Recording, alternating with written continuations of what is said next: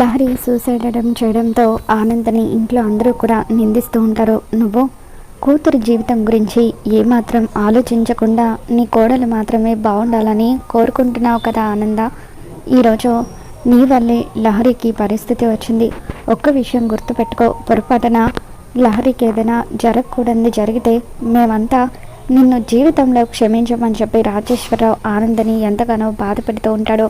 ఇక దాంతో ఆనంద, భగవంతుడా ఏంటి భగవంతుడా నాకు ఇటువంటి పరిస్థితి కల్పించావో, చూస్తూ చూస్తూ దర్శన్ శరణ్యలను నేను ఎలా దూరం చేయగలను అని చెప్పి ఆనంద ఎంతగానో బాధపడుతూ ఉంటుంది. మరోపక్క శరణ్య, దర్శన్ మనం మళ్ళీ తిరిగి ఆనంద నిలయానికి వెళ్ళిపోదాం, అందరం కలిసి సంతోషంగా ఉందామని చెప్పడంతో ఇక ఈ విషయం ఆనందకి చెప్పడం కోసం అని చెప్పి ఆనందకి ఫోన్ చేస్తూ ఉంటుంది.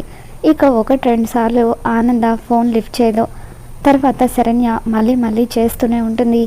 ఆనంద ఫోన్ లిఫ్ట్ చేసిన తర్వాత అత్తయ్య గారు ఏం చేస్తున్నారు అని చెప్పి అంటూ ఉంటే, ఏం లేదమ్మా, విషయం ఏంటో చెప్పు అని ఆనంద అంటూ ఉంటుంది. అలా డల్గా మాట్లాడడంతో, ఏంటి అత్తయ్య గారు ఎందుకు వాయిస్ అలా డల్గా ఉంది, ఒంట్లో ఏమైనా బాగోలేదా అని చెప్పి అంటూ ఉంటే, కాస్త హెడ్ఏక్గా ఉంది అని ఆనంద అంటూ ఉంటుంది.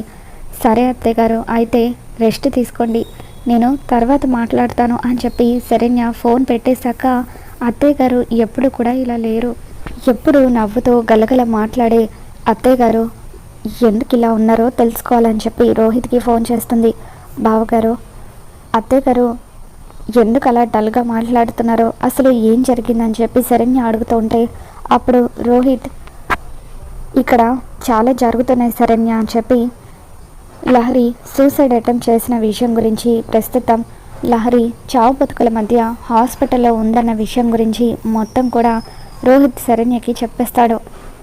ఇక దాంతో శరణ్య ఎంతగానో బాధపడుతూ ఉంటుంది. అసలు లహరి సూసైడ్ అటెంప్ట్ చేయడం ఏంటి అని చెప్పి ఇక ఇంట్లో దర్శన్ కూడా లేకపోవడంతో ఒంటరిగా హాస్పిటల్కి బయలుదేరి వస్తుంది. హాస్పిటల్కి బయలుదేరి వచ్చాక ఆనంద బయట నిలబడి ఉంటుంది. అత్తయ్య గారు ఇప్పుడు లహరికి ఎలా ఉందన్నారు అని అంటూ ఉంటే, ఇప్పుడే డాక్టర్ వచ్చి అవుట్ ఆఫ్ డేంజర్ అని చెప్పారు, సాయంత్రం ఇంటికి తీసుకెళ్ళొచ్చని అన్నారు అని ఆనంద అనగానే, నేను వెళ్ళి ఒకసారి లహరితో మాట్లాడతాను అని చెప్పి శరణ్య లహరి దగ్గరికి వస్తుంది. అమ్మ లహరి, అసలు నీకు ఏం కష్టం వచ్చిందని ఇంత పెద్ద నిర్ణయం తీసుకున్నావని చెప్పి అంటూ ఉంటే, అప్పుడు లహరి, ఏం చేయమంటావు వదిన, ఒకడు నన్ను బ్లాక్మెయిల్ చేస్తున్నాడని చెప్పాను కదా, వాడు ప్రతిరోజు కూడా నన్ను టార్చర్ చేయడం మొదలుపెట్టాడు, నాకు సంబంధించిన ప్రూఫ్స్ అన్నీ కూడా సోషల్ మీడియాలో పెడతానని అన్నాడు. అంతేకాదు ఈ విషయం అమ్మకి చెప్తే అమ్మతో కూడా వాడొక డీల్ చేసుకున్నాడట, నువ్వు దర్శన్ అన్నయ్య ఇద్దరు విడాకులు తీసుకుంటేనే ఆ ప్రూఫ్స్ అన్నీ కూడా బయట పెట్టనని అమ్మకి వార్నింగ్ ఇచ్చాడట. దాంతో అమ్మ కూడా నా గురించి చాలా బాధపడుతుంది.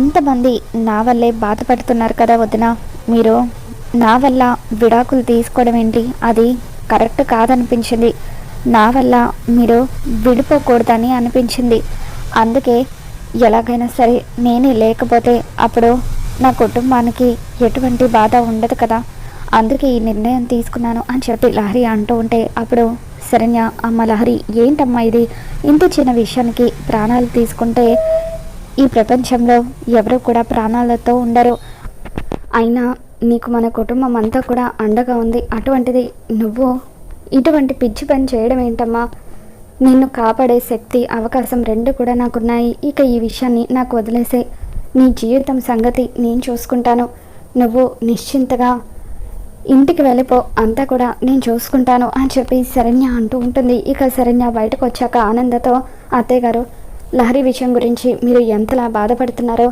ఎంత మనోవేదనకు గురవుతున్నారో ఇదంతా కూడా నేను అర్థం చేసుకోగలను, దర్శన్ గారితో నా పెళ్లి జరిపించిందే మీరు అత్తయ్య గారు, నా జీవితాన్ని నిలబెట్టాలని చూసింది మీరు, అటువంటిది మీకోసం నేను దర్శన్ గారికి విడాకులు ఇవ్వడానికి ఒప్పుకొని అనుకున్నారా, ఒక్క విషయం నాతో ముందుగానే చెప్పుంటే పరిస్థితి ఇక్కడి వరకు వచ్చేదే కాదు, నేను దర్శన్ గారికి విడాకులు ఇస్తాను అత్తయ్య గారు, అప్పుడు ఎవరు కూడా మిమ్మల్ని అనవసరంగా నిందించరు, ఈ సమస్య నుండి మనం అందరం బయటపడి లహరిని కూడా కాపాడుకోవచ్చు అని చెప్పి శరణ్య అంటూ ఉంటే, ఆనంద ఏడుస్తూ శరణ్యని హక్ చేసుకొని చాలా బాధపడుతూ ఉంటుంది. వద్దత్తయ్య గారు మీరు బాధపడద్దు, మీరు ఎప్పుడూ కూడా ధైర్యంగా నలుగురికి ఆదర్శవంతంగా ఉండాలి అని చెప్పి శరణ్య అంటూ ఉంటే అప్పుడు ఆనంద, నిన్ను చూస్తూ ఉంటే నాకు చాలా గర్వంగా ఉంది తల్లి.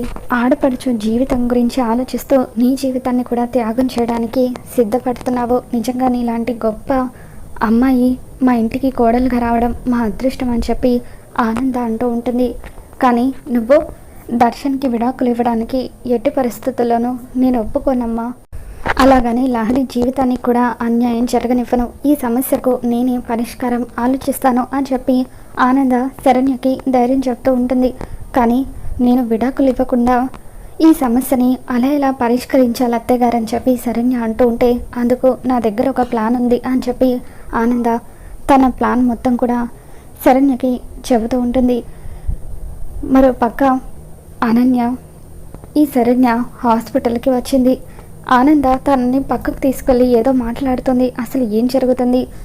ఈ శరణ్య ఇప్పుడు విడాకులు ఇవ్వడానికి ఒప్పుకుంటే నేను సమీరతో కలిసి వేసిన ప్లాన్లో సక్సెస్ అయినట్టే అని చెప్పి అనన్య చాలా హ్యాపీగా ఫీల్ అవుతూ ఉంటుంది.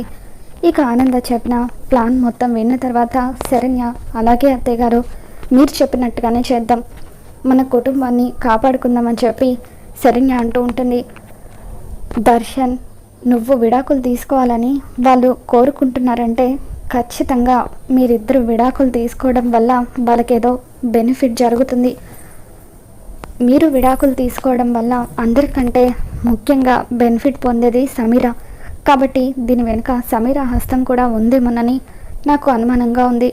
ఖచ్చితంగా సాయంత్రం వరకు దీని వెనుక ఎవరున్నారో తేలుస్తాను. అసలైన ఆనంద భైరవి ఆట ఆడితే ఎలా ఉంటుందో వాళ్ళకి తెలిసేలాగా చేస్తాను అని చెప్పి ఆనంద శరణ్యతో అంటూ ఉంటుంది. ఇక ఆ తర్వాత ఆనంద రోహిత్తో కూడా సీక్రెట్గా మాట్లాడుతూ ఉంటుంది. అసలు ఈ ఆనంద ఏం చేస్తుంది? ఉదయం నుండి ఒకటే రహస్య మంతనాలు చేస్తుందని చెప్పి అనన్య టెన్షన్గా అటు ఇటు తిరుగుతూ ఉంటుంది. మరో పక్క అనన్య ప్రకాష్కి ఫోన్ చేస్తుంది. ఇక అలా అనన్య ప్రకాష్తో ఫోన్లో మాట్లాడుతూ, నువ్వు వేసిన ప్లాన్ సూపర్గా వర్కౌట్ అయింది, కానీ లహరి సూసైడ్ అటెంప్ట్ చేసింది. అందుకు ఇది కూడా మంచిదేలే. ఆ లహరి చావు బతుకుల మధ్య వరకు వెళ్ళొచ్చింది కాబట్టి ఇంట్లో అందరి మీద తన మీద ఒకలాంటి సింపతి క్రియేట్ అయింది. అందరూ కలిసి శరణ్య విడాకులు తీసుకోవాలని ఫోర్స్ చేస్తున్నారు. ఈ దెబ్బకు శరణ్య దర్శన్కి విడాకులు ఇవ్వడం ఖాయం. నీ చెల్లెలు సమీర ఈ ఇంటి కోడలైపోవడం ఖాయం అని చెప్పి అనన్య ప్రకాష్కి చెప్తూ ఉంటే ఇక ఇదంతా వినేసిన ఆనంద, వసే గుంటనక్క, ఈ ఇంట్లో జరుగుతున్న విషయాలన్నీ కూడా నువ్వు ఆ ప్రకాష్ గాడికి చేరవేస్తున్నావు అన్నమాట. తిన్నింటి వాసాలు లెక్క పెడుతున్న నిన్ను ఊరికి వదిలిపెట్టకూడదు. ఎలాగైనా సరే నీకు బుద్ధొచ్చేలాగా చేస్తాను అని చెప్పి ఆనంద అనుకుంటుంది. ఇక ఆనంద ప్లాన్లో భాగంగా రోహిత్ ఇంట్లో వాళ్ళందరినీ కూడా పిలుస్తాడు. ఇంట్లో వాళ్ళందరినీ పిలిచాక నేను ఒక నిర్ణయం తీసుకున్నానని చెప్పి రోహిత్ అంటూ ఉంటే అనన్య షాకింగ్గా చూస్తూ ఉంటుంది. అనన్యకు నేను విడాకులు ఇవ్వాలని నిర్ణయించుకున్నానని చెప్పి రోహిత్ అంటూ ఉంటాడు. ఇక దాంతో లీలావతి వాళ్ళు షాక్ అవుతూ, ఏం మాట్లాడుతున్నా రోహిత్, నువ్వు అనన్యకు విడాకులు ఇవ్వడం ఏంటి అని చెప్పి అంటూ ఉంటే, ఇప్పుడు ఎలాగో లహరి జీవితం బాగుండాలంటే దర్శన్కి శరణ్యకు విడాకులు అవ్వాలని చెప్పి లహరిని బ్లాక్మెయిల్ చేస్తున్న అతను చెప్పాడు కదా, అందుకే నేను అనన్య కూడా విడాకులు ఇచ్చేద్దామని డిసైడ్ అయ్యాను. శరణ్య కూడా విడాకులు ఇవ్వడానికి ఒప్పుకుంది. అలా దర్శన్ నేను ఇద్దరం కూడా విడాకులు ఇచ్చేస్తే అక్క చెల్లెలు ఇద్దరు కూడా సంతోషంగా పుట్టిన ఇంట్లోనే ఉంటారు. పైగా అనన్య కూడా శరణ్య అంటే ఎంతో ప్రేమ. కాబట్టి శరణ్య ఇంట్లో నుండి వెళ్ళిపోతే అనన్య కూడా తట్టుకోలేదు కదా. కాబట్టి నేను ఈ నిర్ణయం తీసుకున్నాను. నేను తీసుకున్నదే సరైన నిర్ణయం. ఇప్పుడు వీళ్ళిద్దరికీ విడాకులు ఇచ్చేస్తే అప్పుడు అతను లహరి గురించి ఖచ్చితంగా ఎటువంటి ప్రూఫ్స్ బయట పెట్టాడు కదా, అలా మన కుటుంబాన్ని కాపాడుకోవచ్చు అని చెప్పి రోహిత్, అనన్య ఈ క్షణమే నేను నీకు విడాకులు ఇస్తున్నాను, వెళ్ళు, ఇంట్లో నుండి వెళ్ళిపో అని చెప్పి రోహిత్ అనన్య సూట్ కేసుతో సహా బయటకు గెంటేస్తూ ఉంటాడు. ఇక దాంతో అనన్య, ఏమండి ఇది అన్యాయం అండి, వాళ్ళెవరో దర్శన్ శరణ్య విడాకులు తీసుకోవాలని కండిషన్ పెడితే మీరు నన్ను గెంటేయడం ఏంటి అని చెప్పి అనన్య అంటూ ఉంటుంది. శరణ్య, న్యాయం అంటే ఎవరికైనా ఒకేలాగా ఉండాలి. నీ చెల్లెలు కష్టాలు పడుతూ ఉంటే నువ్వు మాత్రం సంతోషంగా ఈ ఇంట్లో ఎలా ఉండగలుగుతావు చెప్పు.